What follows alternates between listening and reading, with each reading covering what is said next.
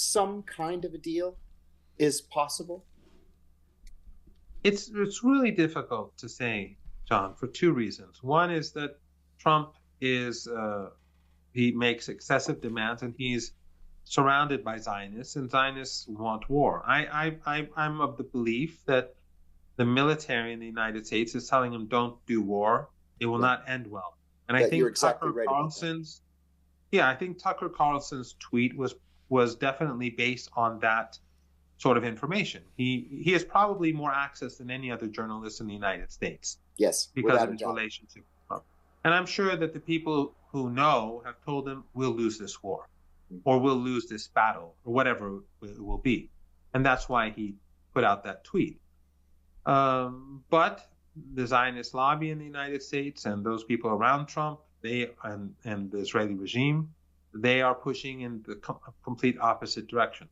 So it's difficult to say what will happen after, if there's no agreement. Uh, but but but we have to also look at what's going on in Ukraine. The war continues. The United States has failed to shut down that war, and that diverts resources and also focus. There has to be focus on that. Now you have the trade war, which is not going well for the United States.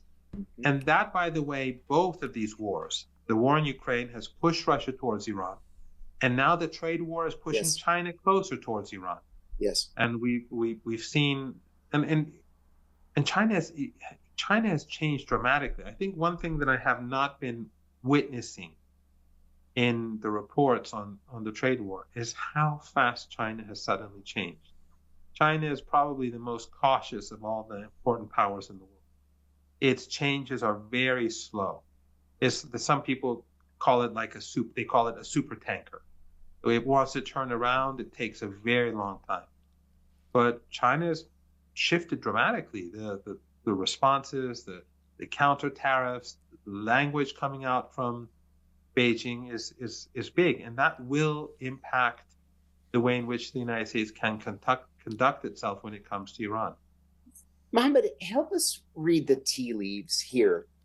Donald Trump made this announcement of talks, whether direct or indirect, with the Iranian government as he came out of an Oval Office meeting with Benjamin Netanyahu.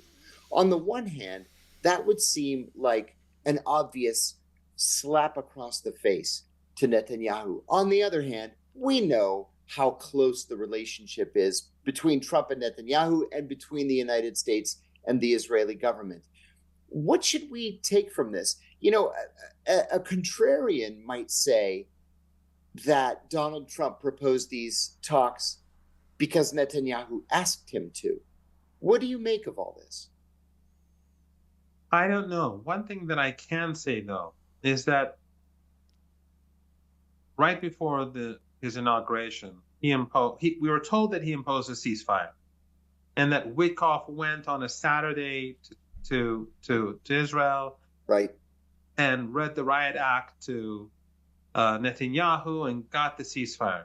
I'm not even sure if that was true, if Right. that's what actually happened, because uh, literally a couple of weeks later, Trump said that the Palestinians have to leave Gaza, and Right. that's that's in contrast to the ceasefire agreement.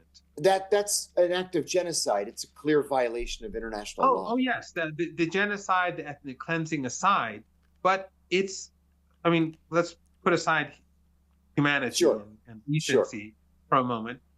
They negotiated a deal, and the two sides have obligations, and the Americans were the people the Americans, they were the ones who forced the deal. And so now, literally like a couple of weeks after the deal, they're saying, no, that's not what we're going to do. So that makes so so was Trump really, or was Witkoff really reading the riot act to Netanyahu on that Saturday? I don't know, because uh, why did after just a couple of weeks Trump turn around and do something completely different? Or why then did the Americans allow the Israelis to violate the ceasefire.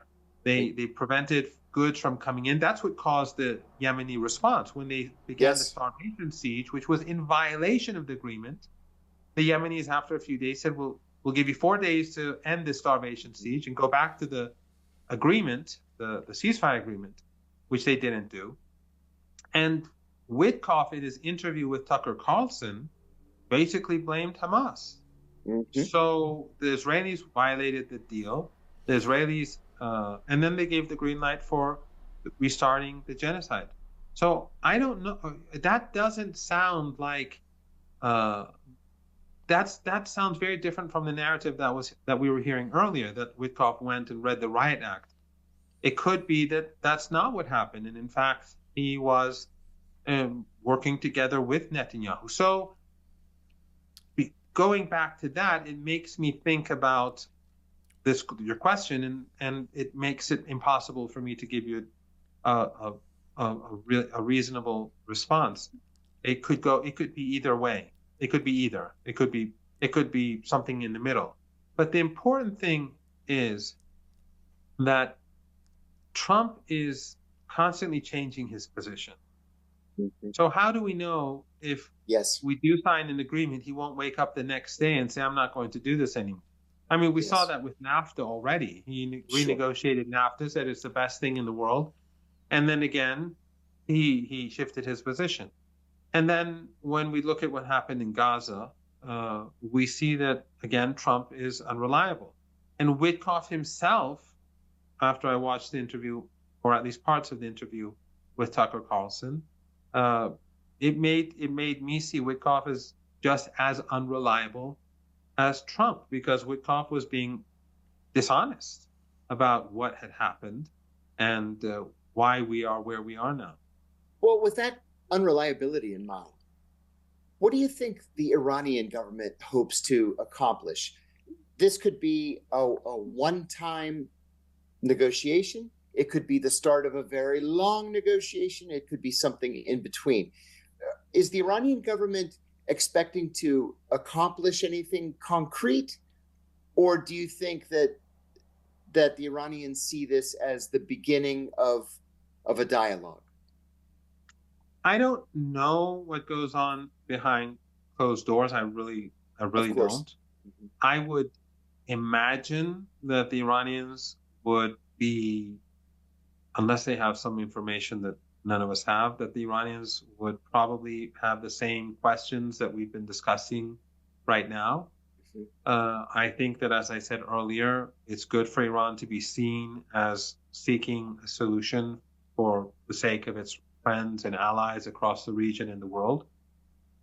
But also, if the Americans are able to move in the right direction and to be reasonable, I think the Iranians have no problem with the deal. We were very close to having a deal 3 years ago. I was in I was a media advisor both for Dr. Zarif in 2015 and 3 years ago with Dr. Bagheri. The 2015 nuclear deal, I think, was flawed. The Iranians carried out their commitments and the Americans didn't. And Obama violated the deal from day one and increased those violations as time went on. And then, of course, when Trump came in, he ultimately tore up the deal. 3 years ago, when they were negotiating again, what the Iranians were doing was that they were trying to create a let's say a mechanism to protect the deal. So what was negotiated was this time around 3 years ago that the Americans would do A and then the Iranians would do B. Then the Americans would do C and then the Iranians would do D, so that the Iranians could be sure that the Americans were actually implementing the deal. And it wouldn't be like 2015. It still was a deal where both sides had to make compromises. But we almost had the deal. We had on the last day of the negotiations, the EU gave a text to the different negotiating teams, and they went back to their capitals. The Iranians and the negotiations really were between Iran and the United States. They were indirect negotiations, but it was. I mean, the Russians and the Chinese had no problem with Iran. The European Union, they ultimately were in the American camp. That's why they're in their predicament. predicament that we see today. Right. But the Iranians took the text back home, and I was on the flight back with the negotiators. And we thought that we're going to be back in Vienna within days for the signing ceremony. And when Iran, the team got back, they had meetings, and they changed 2 or 3 words. And they sent the text to the EU, to Joseph Borrell, who was the EU foreign policy chief until recently, and he was the foreign policy chief at that time. And he said in an interview, and your viewers can right now use a search engine or use DeepSeek or whatever to look it up. He said the Iranian demands are reasonable. He said this in an interview. And then he said, hopefully, I'm paraphrasing, the Americans will agree and we can move on. And so we were waiting to go to Vienna to sign the deal. We had a final text. And he was obviously very close to the Americans. So we thought that he probably knew that the Americans were going to give a green light. The Americans didn't. And apparently it was because of the midterm elections. They were afraid of the potential red wave, and from the Trump side. Right. And then we had the riots and protests that in Iran, which USAID and NED and others were very deeply involved with.